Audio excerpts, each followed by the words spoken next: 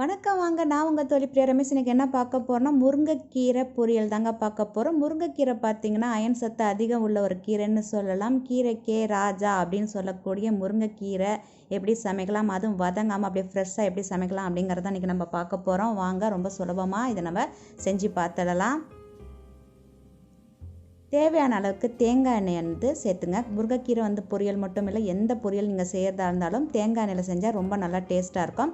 இதுக்கு 1 டீஸ்பூன் வந்து கடுகு நான் சேர்த்துக்கிறேன். 1 டீஸ்பூன் வந்து உளுத்தம் பருப்பு, 1 டீஸ்பூன் கடலைப்பருப்பு, 3 ஒரு டீஸ்பூன் போட்டுக்கணும். மிதமான தீயில் லைட்டாக அதை வதக்கி விடுங்க. ஒரு வெங்காயத்தை சின்ன சின்னதாக கட் பண்ணி அதையும் இதில் சேர்த்துருக்கேன் நான். இதையும் நல்லா சேர்த்து எல்லாத்தோடு சேர்த்து வதக்கிக்குங்க.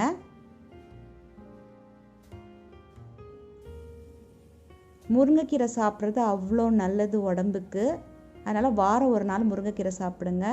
இதில் வந்து தேவையான அளவுக்கு உப்பை நான் சேர்க்குறேன். முருங்கைக்கீரை தொடர்ந்து சாப்பிட்டா கண் பார்வை, முடி கொட்டுதல் இதெல்லாம் நின்று நல்லபடியாக உங்களுக்கு உடம்பு ஹெல்த்தியாகவும் இருக்கும். ஒரு ஹெல்த்தியான ரெசிபி கூட. முருங்கைக்கீரை சீக்கிரம் சட்டுன்னு நம்ம சமைச்சு முடிச்சலாம். அவ்வளோ நல்ல டேஸ்ட்டாகவும் இருக்கும். இது நெய்யில் கூட வதக்கி சாப்பிட்லாம். இப்போ வந்து பச்சை மிளகா நான் 6 பச்சை மிளகா சேர்க்குறேன். நீங்கள் 4லேருந்து 6 பச்சை மிளகா சேர்த்துக்குங்க. கொஞ்சம் காரமாக இருந்தால் நல்லாயிருக்கும் முருங்கைக்கீரை பொரியலுக்கு அப்படின்னு சொல்லிட்டு நான் அந்தளவுக்கு சேர்க்குறேன். இப்போ ஃப்ரெஷ்ஷான முருங்கைக்கீரையை அதில் நல்லா வாஷ் பண்ணிவிட்டேன் நான். இப்போ அதையும் அதில் சேர்த்துடலாம். முருங்கைக்கீரைக்கு நிறையா தண்ணியெல்லாம் விடக்கூடாது. அதே சமயம் பார்த்திங்கன்னா மூடி போட்டு எந்த கீரையும் நம்ம பொரியலோ செய்யக்கூடாது. அதனால் மூடி போடாமல் செய்யுங்க. கொஞ்சம் கொஞ்சமாக முருங்கைக்கீரை அதில் நான் சேர்த்தாச்சு. இப்போ லைட்டாக அதை நல்லா வதக்கி விட்டுக்குங்க. ஏன்னா நம்ம கடுகு, உளுத்தம் பருப்பு, வெங்காயம்லாம் சேர்த்துருக்கோம் இல்லையா, அதெல்லாம் நல்லா அந்தமாரி கிளறி விட்டிங்கன்னா எல்லாமே மிக்ஸ் ஆகிடும்.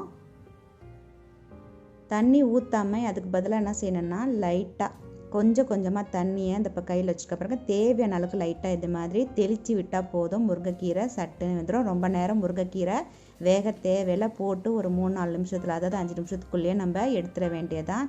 ரொம்ப நேரம் கீரையை நம்ம வதக்குறோம் அப்படின்னு பார்த்திங்கன்னா அதில் இருக்கிற சத்தெல்லாம் போயிடும். இப்போ லைட்டாக அதுமாரி வதக்கிங்க. இதில் வந்து நீங்கள் தேங்காய் பூ சேர்த்துக்கலாம், அதேமாரி முட்டை கூட சேர்த்துக்கலாம், பைத்தம்பருப்பு சேர்த்துக்கலாம், கடலைப்பருப்பு கூட வேக வச்சு நீங்கள் சேர்த்துக்கலாம். வெஜிடேரியனாக இருந்தால் நீங்கள் தேங்காய் பூ சேர்த்துக்கலாம். இப்போ நல்லா இந்த மாதிரி கிளறி விட்டுக்குங்க. மிதமான தீயிலே கிளறி விடுங்க. காரக்குழம்புக்கெலாம் செம சூப்பராக அட்டகாசமாக இருக்கும். தயிர் சாதத்துக்கும் நல்லாயிருக்கும் இது.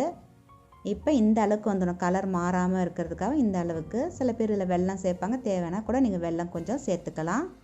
இப்போ இதில் நான் தேங்காய் பூ சேர்த்துட்டேன்.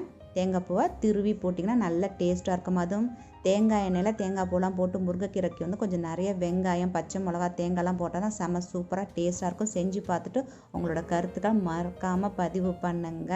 இது வரைக்கும் சேனலை சப்ஸ்கிரைப் பண்ணாதவங்க சப்ஸ்கிரைப் பண்ணி வச்சுட்டு பக்கத்தில் பெல் ஐக்கானையும் ப்ரெஸ் பண்ணிக்கோங்க. நன்றி.